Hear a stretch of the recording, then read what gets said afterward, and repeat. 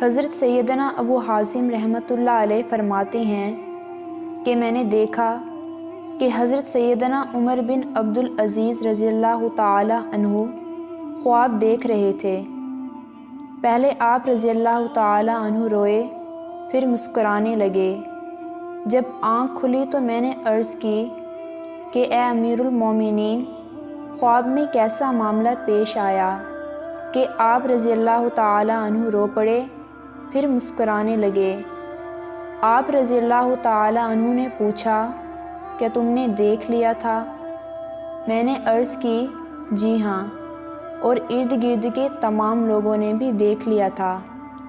پھر آپ نے بتایا، میں نے دیکھا کہ قیامت قائم ہو چکی ہے اور قبروں سے اٹھنے کے بعد لوگوں کی 120 صفیں ہیں، جن میں سے حضرت محمد صلی اللہ علیہ وآلہ وسلم کے امتی ہیں۔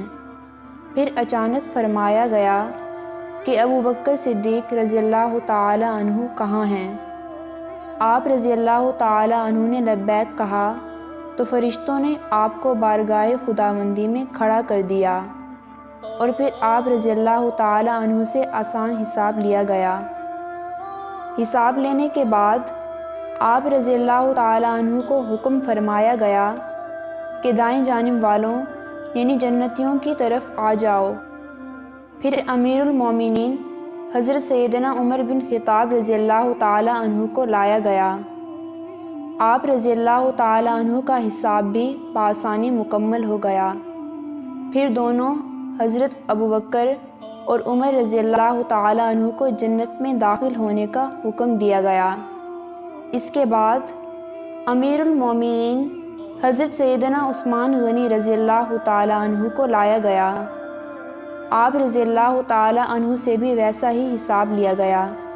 پھر جنت میں جانے کا حکم دیا گیا۔ پھر امیر المومنین سیدنا علی المرتضیٰ رضی اللہ تعالی عنہ کو لایا گیا۔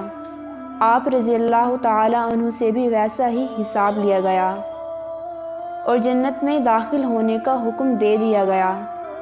جب پکارا گیا کہ عمر بن عبدالعزیز رضی اللہ تعالی عنہ کہاں ہیں، تو مجھے پسینہ آ گیا اور ملائکہ نے مجھے پکڑ کر بارگاہ الہی میں کھڑا کر دیا۔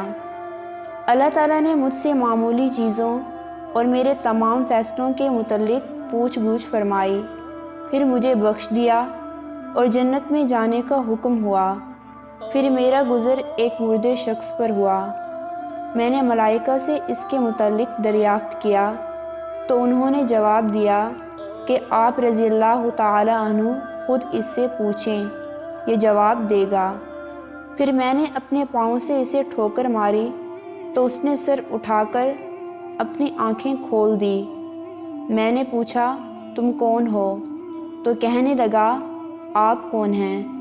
میں نے اپنا نام بتایا۔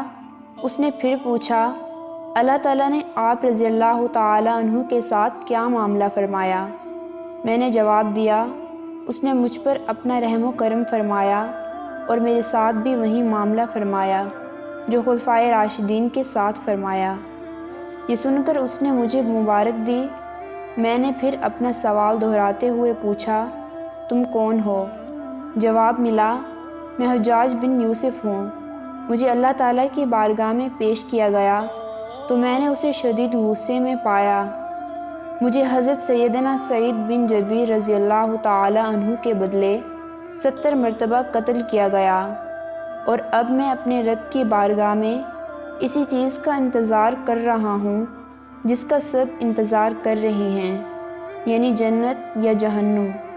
حضرت سیدنا عمر بن عبدالعزیز رضی اللہ تعالی عنہ سے یہ خواب سننے کے بعد میں نے اللہ تعالیٰ سے عہد کر لیا کہ آئندہ کسی بھی کلمہ پڑھنے والے کو آگ کی تکلیف نہیں دوں گا۔